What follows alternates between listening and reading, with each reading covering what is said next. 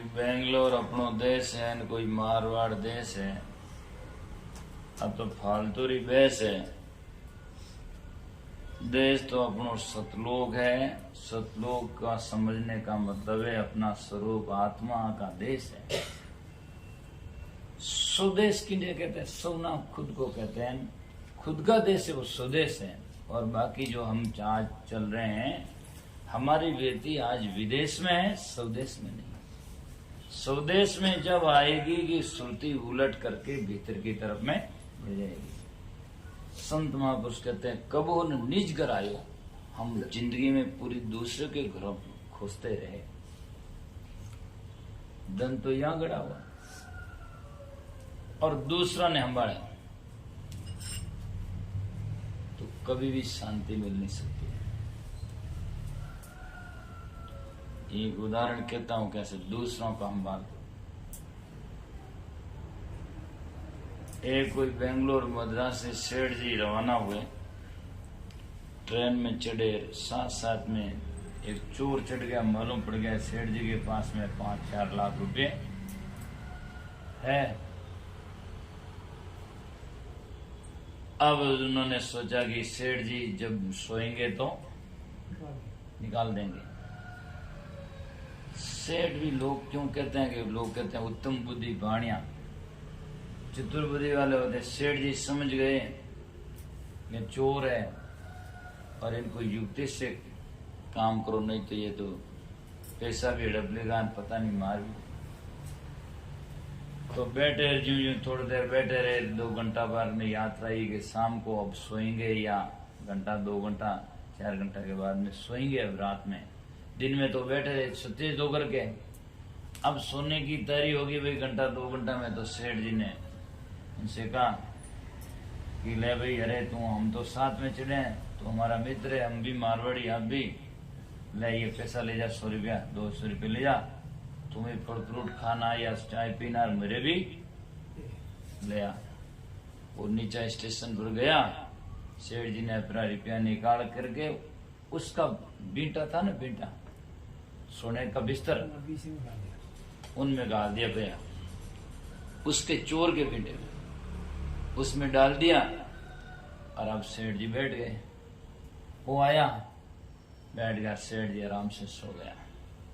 अब वो रात भर सेठ जी बिस्तरा संभाले और कभी सेठ जी बैग संभाले और कभी सेठ जी जेबा संभाले। पर सेठ जी ने तो डर ही नहीं कि भाई पैसा अपन के पास में है।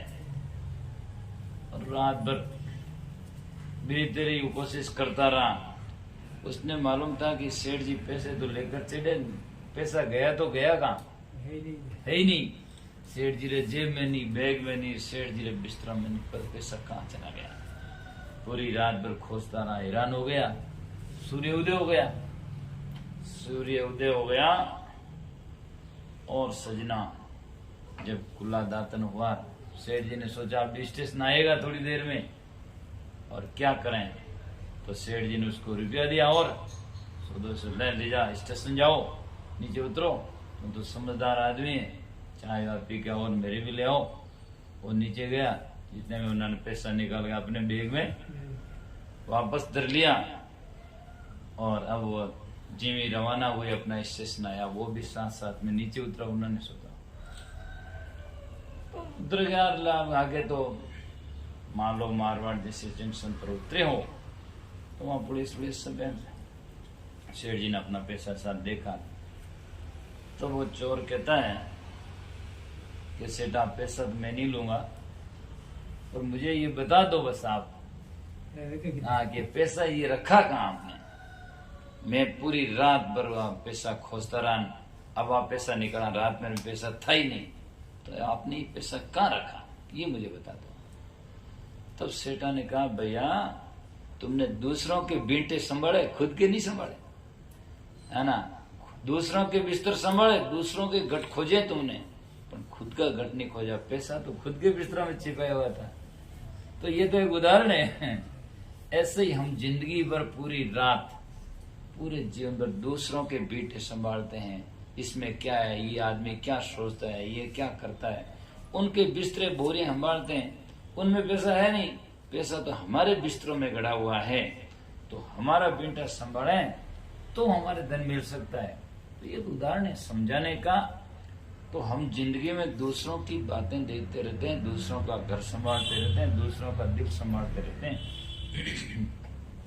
जिससे मिलेगा नहीं। जिस दिन आप उलट करके अपने बेटे, अपने बोरियां बिस्तर, अपना दिल खोजना शुरू कर दोगे, उसी दिन आपका ये जीवन कल्याण हो जाएगा, आप सुखी बन जाएंगे। तो ये चालू अंसा उन देश में यहाँ नहीं रहना तुम्हारा, ये तो सब दूसरा स्वदेश नहीं है, ये विदेश है। और विदेश में कोई हमें रोकेगा नहीं। एक दिन 2 दिन आखिर हमें स्वदेश लौटना पड़ेगा। दूसरों के घर में कितने दिन रहोगे, कौन रखेगा? तो कुछ नहीं। इसीलिए संत महात्मा कहते हैं बाकी नदियां विष भरी, ये संसार तो जहर से भरा हुआ नदियां बह रही है ना, इसीलिए उसमें डूबते हैं। संसार किसकी नदियां हैं? लो मोरी नदियां चलते हैं लख 84 हार, गुरु ना अनुग्रह बह गया, संत उतर गया पार, आए हमको पारे। तो इसीलिए इस नदियों में सजना डूबते जा रहे लोग बिना पानी की। तो ये संसार ऐसा मोकी नदियां भारी, जमे बेगो कई कई भारी और गयो गुड़िंदा खातो। अरे मारे गुरु बचनारो ना तो भले करी गुरुदाता। अब गुरु ने कृपा कर दी, इसलिए मैं इस मोकी नदियां से किनारा ले लिया और अब जाकर के मैं निश्चिंत हो गया। बांका धर्म इन जगत का, संसार का तो धर्म, संसार का नियम, संसार के रूल से तो बांका टेढ़ा है, अर्थात मोह का है, दुखों का है। आज बेंगलोर में जो खोजो, मद्रास में खोजो, कहीं भी जान खोजो, लोकांतर सब गन जान बैठो जो समस्याओं अलावा की है को नहीं, यूं को नहीं। कोई रे घरी समस्या, परिवार समस्या, कोई रे दुखों री समस्या, कोई रे शरीर समस्या, कोई रे रुपया समस्या बिना खाली कोई नहीं है। समस्या तो मन से ही समझ में निवारण हो सकता, बाकी कोई समस्या का हल होने का विधान और सिद्धांत है ही नहीं। और आपकी बात नहीं, संतों की भेषधारियों की बात पूछ लो, विवेक नहीं हो तो वहां की समस्या खाली थोड़ी है, बट ये समस्या बड़ी ढिगलो ढेर सारी।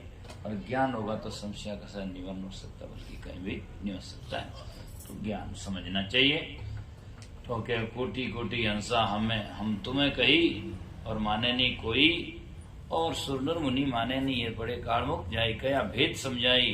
और सुरनर मुनि माने अच्छे विवेक की संतों बात नहीं माने, और भेद नहीं समझे, जा काल काल रे मुख में पड़े रोचक वाणियों में, अज्ञान में, अंधविश्वास में, और लोग भटकते जा रहे हैं। जहाँ सच्ची बात कहे, समझाने की बात कहे, अरे यार तुम्हारा सब कहीं नहीं है, ये तो सब किन्हीं नहीं माने, खंडन मंडन करेंगे।